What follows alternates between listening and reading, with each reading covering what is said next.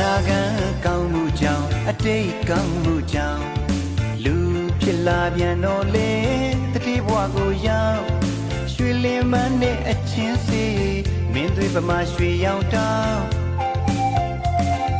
ပညာသင်လဲမပူရမျက်နှာပန်းလာသူတရား